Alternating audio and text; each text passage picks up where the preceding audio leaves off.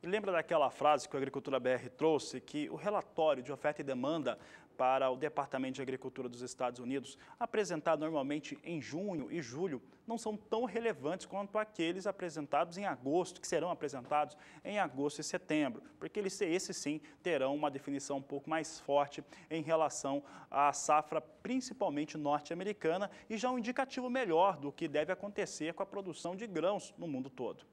Mas, mesmo assim, esse relatório trouxe mudanças em torno da produção norte-americana de soja. Por exemplo, a produção foi reduzida em 900 mil toneladas, enquanto que os estoques norte-americanos de soja foram vistos maiores, em 400 mil toneladas, de acordo com os números apresentados nesta última sexta-feira. Vamos ver esses dados, como é que está a safra norte-americana 17-18.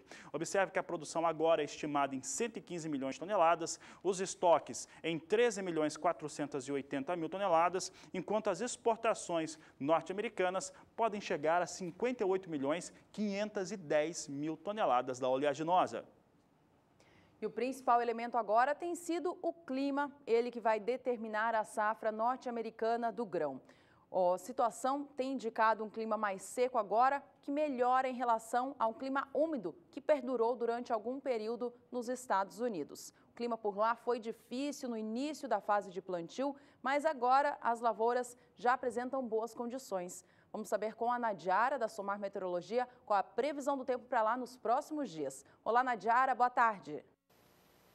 Olá, boa tarde a todos que nos assistem. Apesar de algumas áreas dos Estados Unidos ainda apresentarem atraso no plantio de grãos, principalmente os estados que estão mais ao norte, agora as condições de clima passam a ser mais favoráveis, porque durante o verão, que normalmente é seco e com ondas de calor intensas, neste ano a gente espera que a estação seja mais úmida sobre os Estados Unidos, então diminui o risco para estiagens regionalizadas que possam prejudicar a safra de grãos. Agora, para os próximos períodos, não há previsão para grandes extremos de precipitação a ponto de trazer transtornos, mas a chuva vai continuar ainda de forma bem regular. Agora, ao longo desses próximos 5 dias, já há previsão de chuva abrangente aqui sobre o meio oeste americano.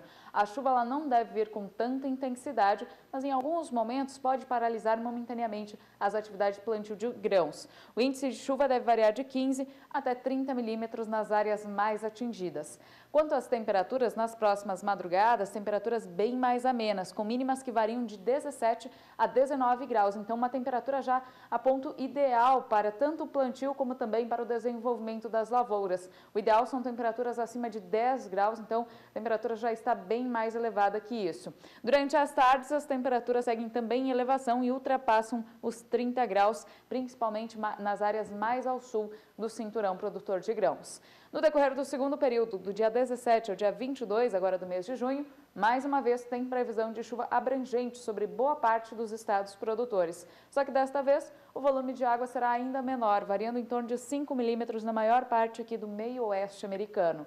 Neste período, as madrugadas terão temperaturas mínimas variando de 15 a 18 graus na maior parte das áreas. Apenas no extremo norte do cinturão produtor de grãos é que a temperatura fica um pouco mais baixa.